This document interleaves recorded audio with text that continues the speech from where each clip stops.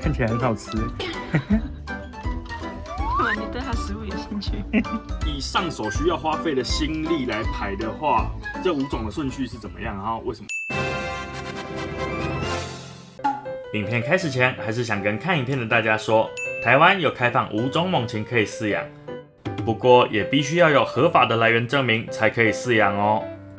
台湾野生猛禽不可以饲养，不可以饲养，不可以饲养。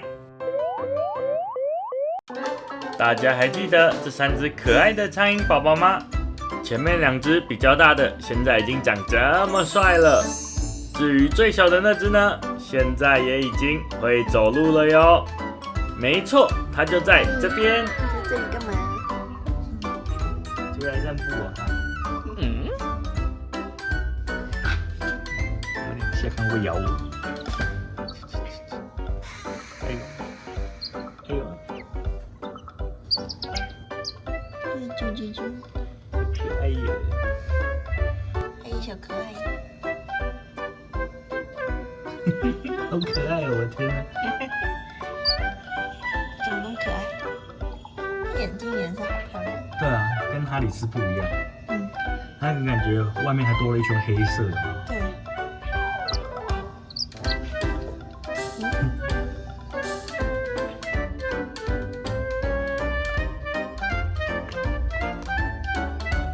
闻闻看。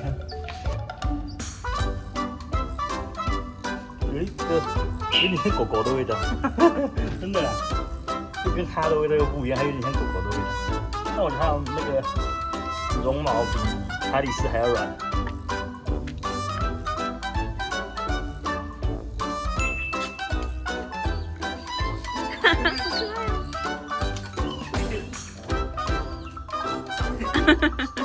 在眼前的事走不进去。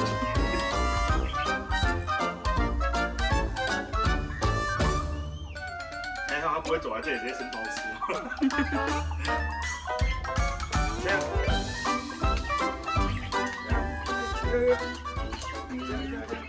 进来，吃一个。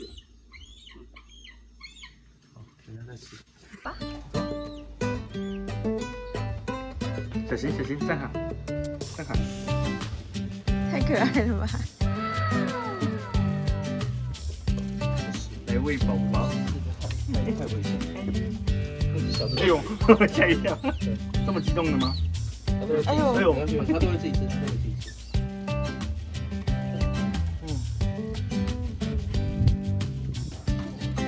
看起来很好吃。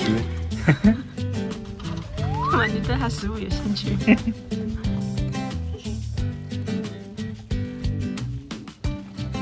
比较深色的是鸽子肉吗？对。洗拍得到吗？蒲公英小鱼馆。感觉风一吹就要飞走了。你不吃了啊，宝宝？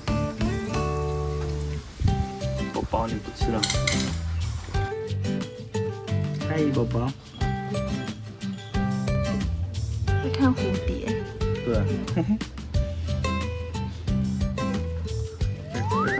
你不要。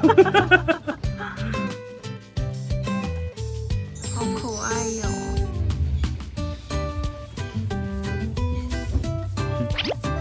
哎，你在看你自己哦。你看谁？在睡午觉了。挂头。长那么大了还是想挂头。对。睡午觉。太可爱了。长这么大了还是想挂头。太可爱了吧！头要挂着才睡得着。再吃极限的时候就长大了，还是睡到昏过去。没电。宝宝终究是宝宝。明哥，像你有讲到，因为这只是明印的嘛，就什么是明印？明印的鸟就是它从破壳到它成长的阶段，都是跟人一起相处、一起长大。不管是提供它食物哦，还是就是教会它所有的事情，比如说打猎啦、抓东西，就是生存的所有技能都是有人去带它。就是人当爸爸吗？对，没错，我们就是它爸爸。苍蝇它是那种比较容易紧张，比较敏感，就笑就很神经病的鸟。所以这种鸟大部分还是会希望说要去做民印。民印的话，就是它很早在小时候就接受到所有的事物，比如说人啊、车子啊、摩托车啊、怪兽啊，或者是婴儿车、B8这些事情，它很小就接受了，所以它会很习惯这些事情。到之后你出去外面，不是说它完全不会怕哦，不对，它还是会害怕，只是它接受程度比较高，就比较不容易突然间被受到对，太就是说狗忽然过去啊那样，因为刚刚有看到那个画面，就是它只要狗经过，它还是会，但是它害怕的那个程度就不会那么强烈啊。民印的话，在训练上跟青鸟带的会有什么不同吗？就是以训练的话，对，训练的话，像我们先讲青鸟带的好了，青鸟带的就是爸妈都从小把它带到大了。已经可能在笼舍里面超过50天、60天以上，羽毛都长齐会飞了。但是那种鸟，你一从笼舍拉出来，第一件它就是怕你，因为它从来就这辈子就没有看过你是谁，你是一个人，所以你要从头开始训练它，就有点像是以前大陆在讲的，就是你要先是上手，你要先熬鸟，对，你要让它习惯说，哎，你是谁？你是食物的提供者，哦，你是一个伙伴的关系。但那种鸟的好处是什么？就是它的猎性会稍微好一点，因为它的本能很所以强烈。青鸟带的猎性反而会比较好。其实也讲猎性好，我觉得这样有点笼统，就是它本能会比较强烈。对，没错。但是问题来了，就是你要花相对很多的时间去熬鸟，对，熬鸟啦，不要上手啊，不可以出去往靠床帘啊，这些步骤都不能少。然后甚至你做了这些事情之后，他能够接受的，他能够学习到的到底多少？有限的，哎，亲密程度有限，10%、70%不一定，这就是看他自己的天性。这个是青鸟的，好。然后我们如果回来，如果说是民印的鸟，民印的鸟比较不会有这样的状况，是因为我们讲了，从小就是他一直接受所有人啊，或者是就是我们的社会这个状况。所以它这种害怕或敏感的程度相对会降低很多。你在放飞或者是在训练它，苍蝇这种神经质的鸟就会达到我们想要的目标。这样。那民印有什么缺点？民印的缺点好，有一本书有写到，大家最害怕的民印的缺点主要是2个。第一个，我们来叫，比较会叫，一直叫食，对。第二个就是会有攻击人的问题，就是你叫飞，有可能它第一下飞过来手套上的时候，它停下来吃不够，转身过来就是，因为它把自己当人，它就是不帮我给我吃的，我夹都不怕你去得来啊，所以会比较危险一点，这种是缺点。可是你说它是缺点吗？我告诉你，所有的行为，它能够表现出来的行为都是人给它的，那不是鸟的错，那都是正常来说是我们给它错误的观点。例如，它为什么会我讲一个比较简单的，书上都有写这件事情，为什么它会想要出手去抓你？因为它觉得你是食物的攻击的人嘛，所以其实像这种鸟，你注意看，我都会放旁边这边是不是放一个食物在旁边，让它自己吃。我从来就不太会去。就像这样直接用手，对，只有在小时候的那个阶段，它不会，它开始毛已经羽管都还没有，它就已经开始自己吃了啦。你在那样的成长阶段，它就知道说它食物，你不要一直让它认为说你给它食物，你给它食物，真的会坏掉。或这种鸟就是它会觉得我只要饿，我都没处理啊，我就手脚就要找就是要给我吃，对，就是要给我吃啊。假设你给我吃了，我吃不够，它会更生气，就卡来出来啊，就是这样。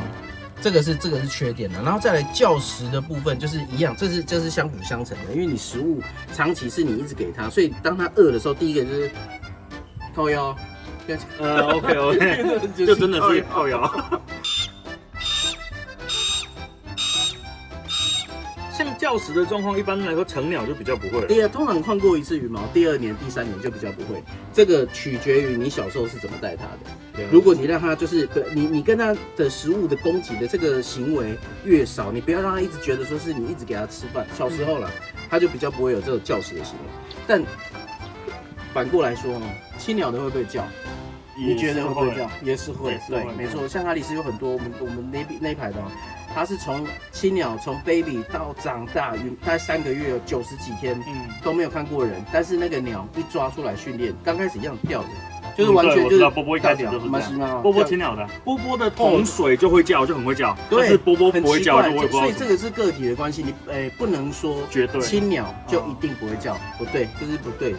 那每个人，我再问一下，就是苍鹰跟哈里斯最主要你觉得有什么样的不同？因为就像我这影片之，我常常听到前辈他们讲说，苍鹰不要当第一只鹰嘛，然后一般会建议可能哈里斯，也有听过红尾狂也还可以，对，那就是他们到底有什么不同？为什么不建议苍鹰当第一只？苍鹰我们刚刚讲会一直绕着一个主轴，它是一个很好的猎手，对，它真的是一个非常好的猎手。它的因为翅膀的它的生理的构造了哈，就是翅膀尖，然后再来流线，然后破风又快，所以它在短距离追击速度是快的，但是相对它就是我们讲的，就是它比较敏感的一种鸟，比较神经的一鸟。在国外啦哈，真正的入手的第一只鸟，大部分的人都会使用红尾狂，对，红尾狂。第一是因为它的取得比较容易，它在野外的数量比较多，这是第一个。回过头来讲哈，苍鹰、哈里斯跟红尾狂，为什么前面红尾狂跟哈里斯会比较适合新手来养？是因为这两种它的容错率很高。这个我们一直在讲，什么叫容错率？就是你就算不小心犯错，他不会马上记得说，就是这件事情是错的。我如果体重饿太快，鸟会受不了，可能会那叫血糖过低，会休克，这种鸟就会。像哈里斯、红尾狂，它的体重比较高，比较胖，这种耐受程度比较强，所以它比较怎么了吗？就比较钝一点，对，比较钝一点。红尾狂甚至这种最明显，所以你一个新手可能就是你没有那么敏感嘛，你不会那么注意一些小细节，所以在国外人家会希望用红尾狂下去做新手的第一只鸟，才是原因就在这里。所以它比较不适合的状态就在这里，就像这样，你看你苍鹰它现在是不是我们不太会去做一些他不喜欢的事情，例如这样子。整只把它抱起来。譬如说他跑出去，你是不是来碰起来，跟他往来对还是跟他对？这种行为，我来一盖能盖，你就会记。他就会觉得这两只手就都会来抓我。你看，是他弄你的，不是我。不要直接用手用东西把它丢回去。他们就是青菜啊，哈里斯没差，就是青菜啊，就他比较随和，个性比较随和一点，他们比较有主见。就是像这样的行为，你就比较不会去做，所以这种鸟真的比较不适合拿来当成是一个对养鹰的人第一只的鸟，真的不太建议。其实就有点像车嘛，国产车跟超跑，你能驾驭国产车，但超跑没学过也开不好。举一个例子啊，就是你家里可能很有，你可能会考到驾照第一台就去买兰博基尼嘛，不可能，对吗？这不太可能，你爸妈也会害怕，对，就是不太会。你可能会先从一般的车子开始，比较好驾驭的，对，比较好驾驭的车子，对，然后再来去要求它的性能，说要多好多快，就真的很像。对啊，那敏哥，那台湾有开放5种可以饲养的嘛？红鸢、红尾狂、苍鹰、哈里斯跟有准。那如果因为其实我大概有一个概念，但是如果像以你们这种比较专业的前辈来说的话，玩比较多，对，就是接触过的鸟比较多的前辈来说，你们自己觉得，我们也不要说难易度，就是以上手需要花费的心力来排的话，这5种的顺序是怎么样？然后为什么？如果以这5种来讲的话，我觉得其实每一种鸟你要放到真的是到你要的程度。譬如说你红鸢，你想要让它真的是飞得很好，就是盘上去很高，然后你一收又好收。跟有准，你想要放上去，你要让它飞很高，然后速度又很快。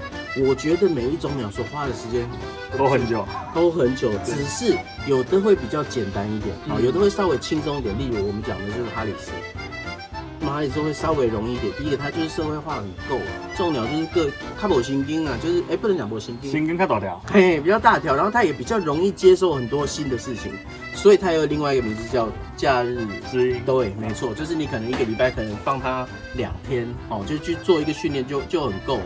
这种鸟是比较简单的，然后再来我会觉得是红尾狂，红尾狂是在第2阶。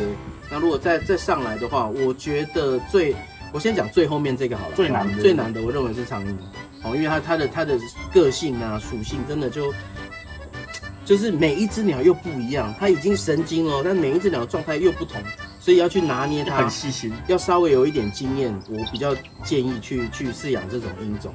然后再来可能就是有准跟红鸢这2种呢，因为玩的是不一样的，玩的是不一样的。我在这里讲一个，有养红鸢的不要生气，我没有别的意思，这里其实宏源在国际上面的那个训鹰的这个圈子里面，它不属于训鹰的一个环节，因为训鹰的这件事情，大部分都是拿来做狩猎或者是驱鸟，或者是有的没有的，都有大大小小。但因为宏源它的属性比较杂食，它是比较喜欢在海域比如去捡一些鱼啊，对，就是这些可能比较中小型的哺乳类的尸体所以它比较没有列入到那个整个训鹰的圈子里面，但是它还是很漂亮的一只鸟，我讲实在飞起来真的很厉害。宏源再来跟那个游隼，因为他们两个真的是不太一样，我会把它想说两个是在一起的，差不多。所以如果真的是要照顺序的话，就是哈里斯、红尾狂，然后游隼跟宏源，然后再是长。这个大概就是这样的一种。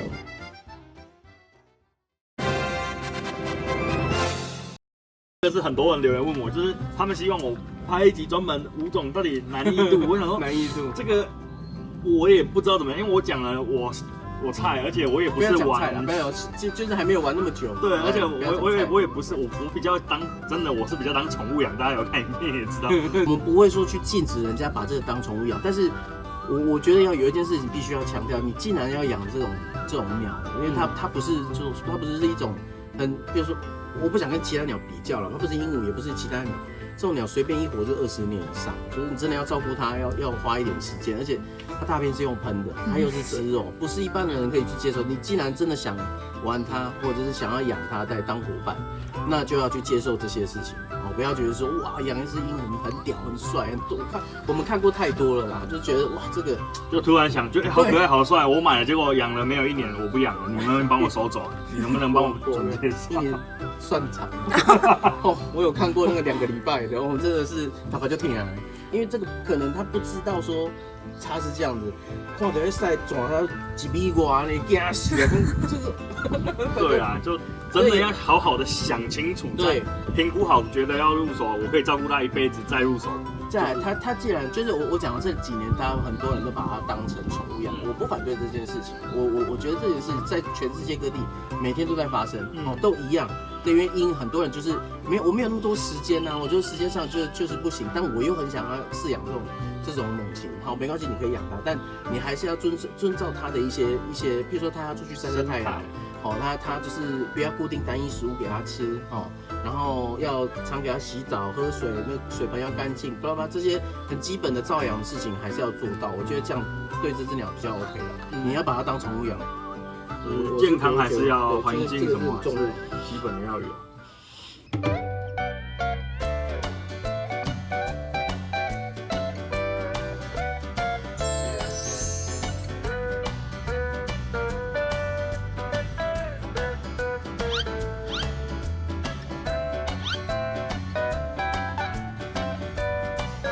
对，俄罗斯轮盘，不准闪哦。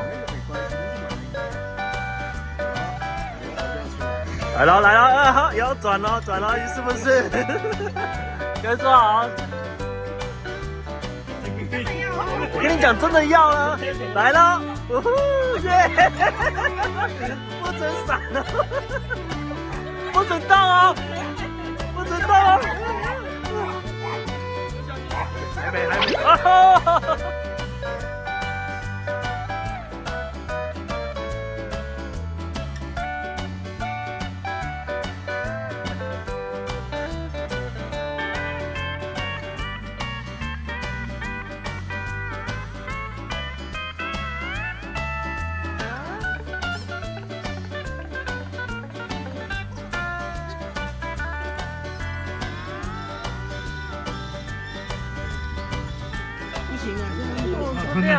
你给我污哦！不想拆，把2只脚拆2只脚。哎呦，有点大块的，有点大嘞，好像。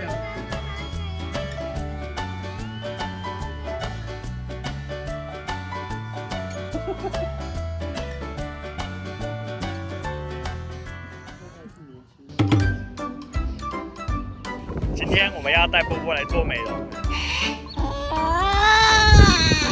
乖了。大家如果喜欢我们的影片，可以记得帮我们按赞、订阅、分享哦。喜欢波波以及对各式各样的猛禽有兴趣的朋友，更要记得追踪我们的 IG 以及粉丝专页，上面会有我们最日常的样子，欢迎常来找我们聊天，都会有我跟波妞亲自回复哦。大家下次见啦！